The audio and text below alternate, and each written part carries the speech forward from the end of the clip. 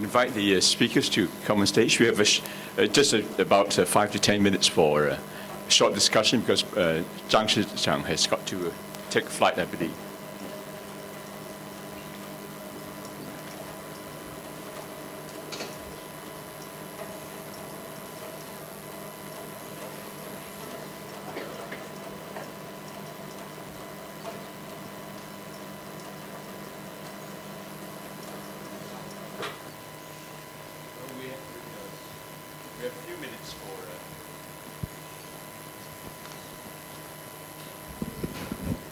We have a few minutes for discussion.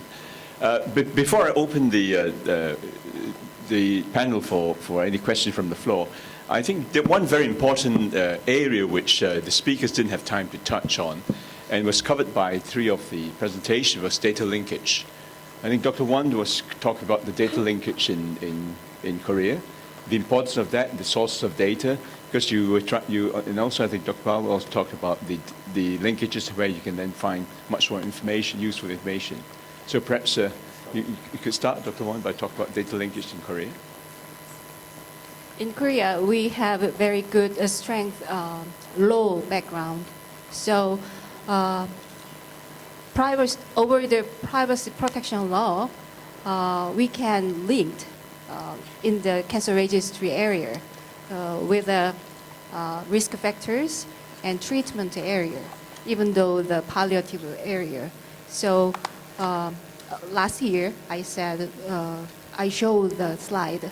We linked 4 business department, cancer screening area, cancer diagnostic area, that is cancer registration, and next is aid program for the government for cancer patients, and other thing is palliative care. So we can make other additional indexes for the government. Yeah. Dr. Tal did mention, because in Australia I know that you have these data linkage programs that are provided by the government, where you look at different data sources, and you have, because I think of the previous issues, which I think Dr. Wang talked about, that you have these anonymous data linkage systems, and there's a provision by government to provide the capacity. So I'm wondering, you mentioned something about in your studies, where were the sources of data that you use?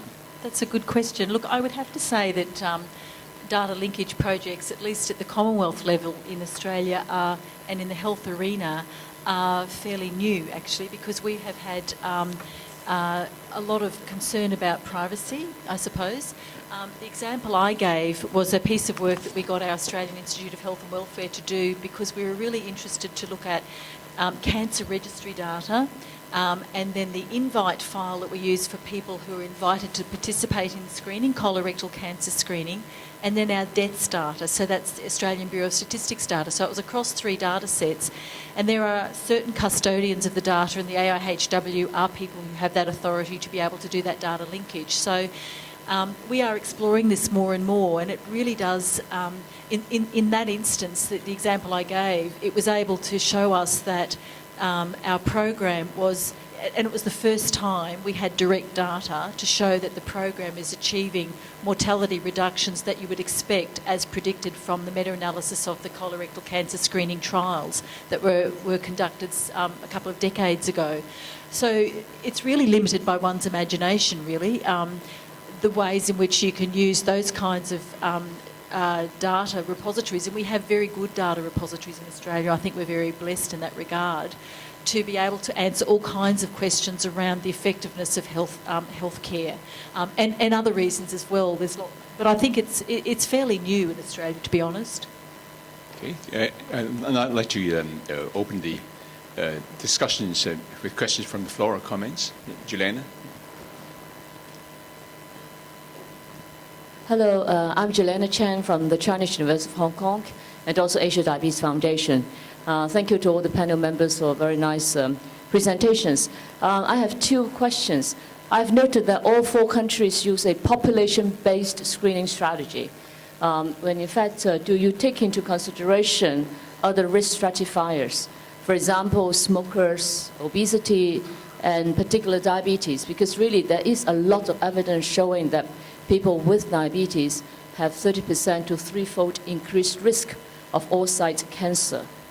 And given the epidemic of diabetes, I think these are very high-risk individuals that need to be screened.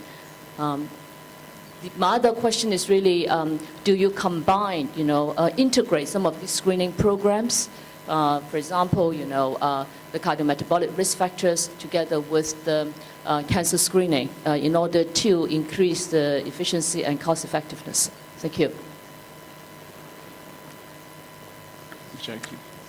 Question.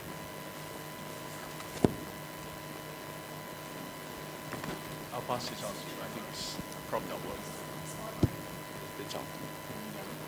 No. I think this. So maybe I'll start with Singapore's example, and I'll start with your second question first, if that's all right. So in terms of integrating screening programs, we have found it quite challenging to integrate screening programs, but we've tried. So in the primary care GP clinics, we've tried to integrate the cardiovascular disease screening program that we run at a national level together with the cervical cancer screening program and the colorectal cancer screening program. So an individual that's eligible for all three tests can actually walk into one of the GP clinics offering this program to actually avail of all three at the same time. But mammography is a little bit more difficult because logistically you need a physical mammogram machine which GP clinics don't have, which is why it's based in the polyclinic setting.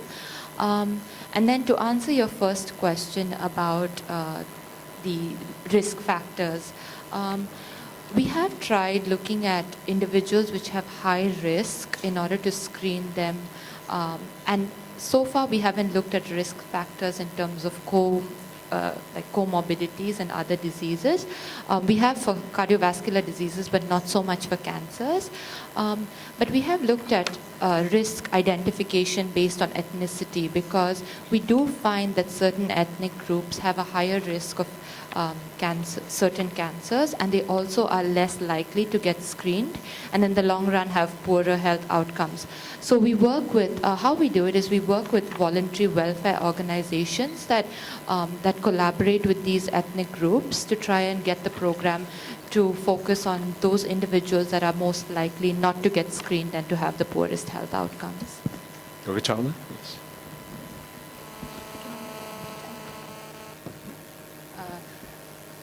Sorry, I'm not an exact person for the cancer screening, but because my main area is cancer registration, so Look, if I can just make a few comments with respect to Australia.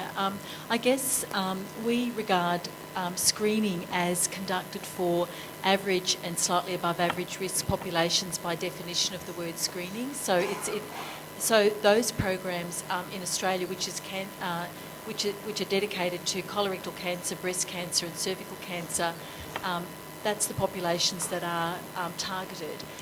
And we consider that the above average risk populations are targeted through usual care services. So it's not an integrated, nationally coordinated screening program, but it happens in other forums and is often supported by registry data to make sure that people who are at higher risk are participating in them.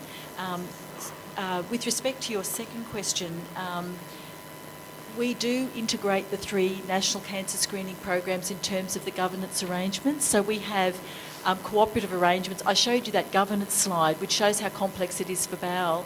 For breast and cervical, and for the three programs, we have a committee of government officials that meet fairly often and at different levels as well, to talk about and consider and make decisions about policy across the three programs. And the new National Cancer Screening Register that we're implementing will become a register for cervical screening program and bowel screening program first, and into the future we may well put other screening programs into that as well, so that you'll have one person and all their screening data in the same place. Just starting with cervical and bowel. And just one other final point, our GPs are doing a lot of work on risk.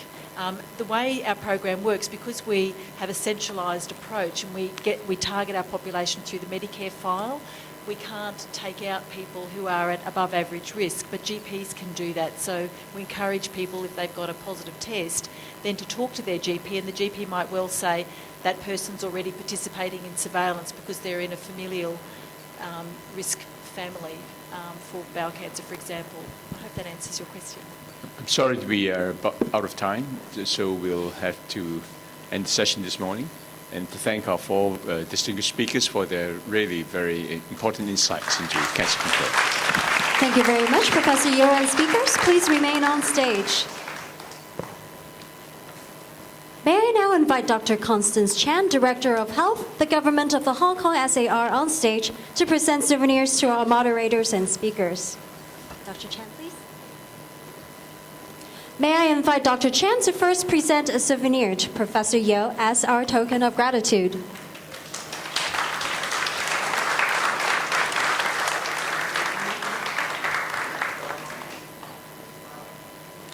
Thank you very much. May I invite Dr. Chan to again present a souvenir to Dr. Chang Ji-le as a token of our gratitude. 请常专员再次接受大会的纪念品。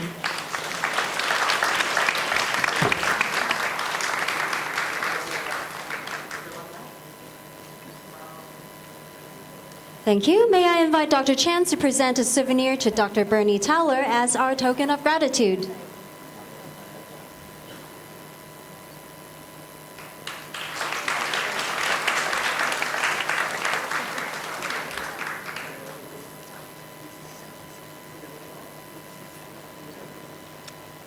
Thank you very much, Dr. Towler. May I invite Dr. Chan to present a souvenir to Dr. Won Young-ju as our token of gratitude.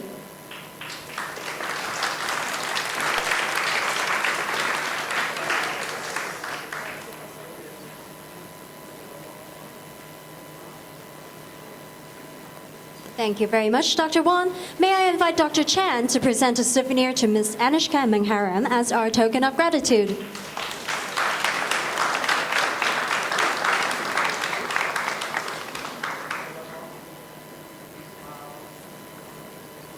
All right, thank you very much. May our speakers step forward, please, and let's take a photo together.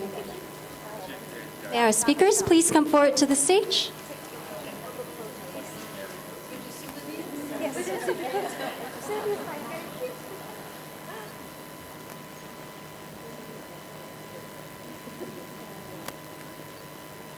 Thank you very much. It is our honor to have our experts from all around the world to share with us their work on cancer control.